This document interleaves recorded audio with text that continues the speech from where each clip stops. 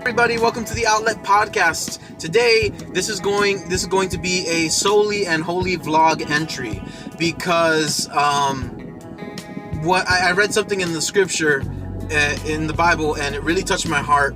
And what was funny was that I didn't expect to read this, but I was reading here. Give me a second. I was reading Aquaman before, and you're gonna be asked, what does Aquaman and the Bible have to do with each other? Well, there's a connection there. There's something interesting, kind of. So today I was reading, it was a long time, but today I was reading Mark chapter 1 verses, and I read verses 16 through 20, I think 20. And the Lord just opened my eyes to something. So Jesus was he was just baptized, and he's just coming out from being tempted by the enemy, and he prevailed, praise the Lord, and he was now preaching the gospel. He was preaching the good news that we should repent, that the kingdom of heaven is at hand, and that we should repent from our sins. So Jesus saw Peter, he saw Simon and Andrew. Simon would be Peter. He saw them, and he called them and said, you guys are fishermen, but I will make you a fisher of man. And it was kind of interesting because I was just reading Aquaman, and I was like, okay, water, fishermen, all that stuff. Because everyone says that Aquaman talks to fish. Aquaman doesn't talk to fish. He commands the fish. He commands them to do whatever he wants. It's not a conversation. So people just, I don't know. They're very weird. Anyways, Jesus said, I will make you a fisher of man. So they're like, I want to be a fisher of man. So the Bible says that they forsook their nets and they went after him. They followed him. So Jesus finds two more people, James and John. Jesus would later on give them the nicknames Sons of Thunder. And they were with their dad and their dad's employees, and they were mending their nets. Very interesting thing here. And Jesus, the Bible says, straightway called them, and they went out. The next thing you know, the next two verses say that they followed Jesus, and Jesus was preaching, and their lives were changed because they have not heard anyone speak with the doctrine and power the way Jesus was speaking with doctrine and power. It was something that the scribes and the Pharisees couldn't touch. This is what impacted their lives, that the words of Jesus were much stronger and influential than the scribes and the Pharisees of that time. So, with all that said, I looked at the two clusters, the two groups. Andrew, two brothers, pretty much. Peter and Andrew, and James and John. Actually, Peter and Andrew, I don't think were brothers. I apologize. And one of them, it just says that they forsook their nets. The other two, the James and John, they were mending their nets. So here's what we need to do. Here's the point. When Jesus calls you, whether he calls you to ministry or whether he calls you to salvation, which is number one.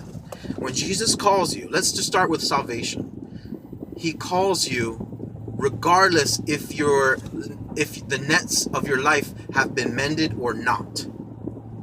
I'll repeat that. Regardless of your life situation, Jesus is calling you. You are that important. And Jesus doesn't number one, Jesus there is no difference in between the calling of Jesus. If your life is perfect, Jesus is going to call you. If your life is messed up, Jesus is going to call you. With the same power, with the same authority, from that same mouth, Jesus calls you. You need to know, number two, you are important regardless of your life situation. If you have kids out of wedlock, Jesus is still calling you. If you've gone to jail a couple times, Jesus is still calling you. Whether you're addicted to any types of sin, Jesus is still calling you. There is nothing, absolutely nothing in this world that could deny the power of Jesus Christ calling you. what you need to do, step 3, is forsake your nets. Forsake them. Because, look, Peter, Simon and Andrew, they forsook their nets. And their nets were well maintained. Because there's a difference in between the nets of Simon and Andrew and James and John. Because if you just forsake your nets, then you can assume that the net is good, that the net is well kept, that the net still has its grid-like pattern, so you can catch fish. James and John, they were mending their nets. That goes to show that that there were fish that were slipping through those nets. So in life, you may have blessings slip through your life. Good things have come because you've waited, but because your life is irresponsibly, because you're responsible for your own life, or there are circumstances that just so happen to happen to you. You can't control the circumstances, but guess what? You can control your life. Your control of it. Like, not, I can't control my parents. I can't control my other circumstances. I can't control those, but I can control my life. Regardless of the situation, James and John were fixing their nets. Jesus isn't asking you point 3 or 4. I don't know where I'm at now. Regardless of your situation, you cannot mend your net. You can't fix your problems. You cannot fix your situation. You can't. You don't have. If you could, you would have, but you can't, because you can't. You don't have the power to. No matter how many times you try to go on that diet, you always slip up. Why? Because you don't have the power to do it. You don't have the mindset to do it. Could you get it? Yeah. Everybody, you can get those things, but when it comes to salvation, when it comes to the forgiveness of your sins, when it comes to breaking the habits that you've gone to the groups, you've gone to Alcoholics Anonymous, you've gone and done all these things, you joined these online pornographic rehabilitation groups, you've done all those things and you still can't break the habit. Well, guess what? Jesus has the power to break those habits, but you gotta let go of your net. You gotta forsake that you can't do it, that you can't handle it, and let Him change your focus. Because here's the last point.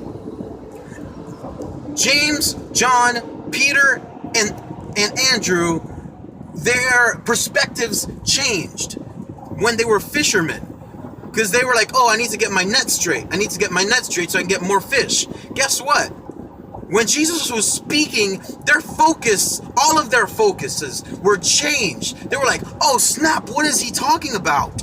He speaks with power. You see how Jesus has the ability to make you forget your life, to forsake your net so you can focus on what Jesus Christ is trying to say.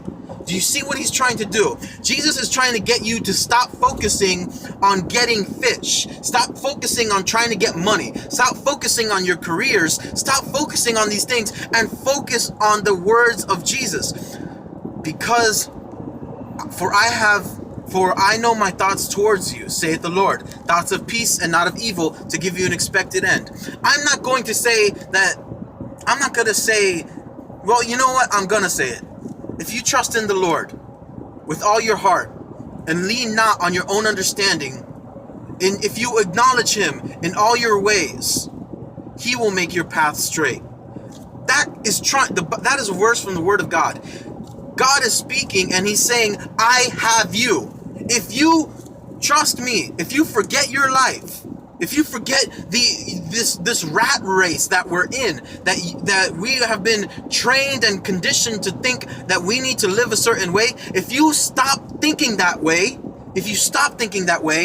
and you trust in God and you focus on the words of Jesus, then He'll make sure that you have money. He'll make sure that you have a source of income. He'll provide for you. God will provide for you. You don't have to worry about providing for yourself. So, are you going to, number one, here's the call to action. Are you going to listen to what He's saying when He calls you? Are you going to forsake your net? Are you going to get out of your boat? Are you going to follow him? And are you going to listen to what Jesus is saying? All these questions, I leave it up to you to answer for yourselves, because God is with you now. Jesus is with you now. The word of God has been spoken and you're listening to it, and it is either convicting you or bringing a conscience of your life right now. So, the question is that I propose to you: do you need help? Do you need deliverance? Do you need mercy? Do you need grace? My suggestion is, let's go back to verse 16 or verse 15 of Mark chapter 1, that Jesus was preaching the gospel and telling everybody to repent of their sins because the kingdom of heaven is here. The kingdom of heaven is right here, right now. Do you repent of your sins? Talk to God right now, as you are, and ask Jesus for help. That's all you have to do. I'm not even going to try to give you a prayer to do, because I know that the Word of God penetrates, and I know the Word of God calls out who you really are. So I'll leave you guys with that. Like, comment, subscribe. My name's Gazy, host of the Outlet Podcast. Sorry for the shaky cam. Matthew, the verses in question were Mark 1, I believe 16 through 22. God bless. Connect and recharge.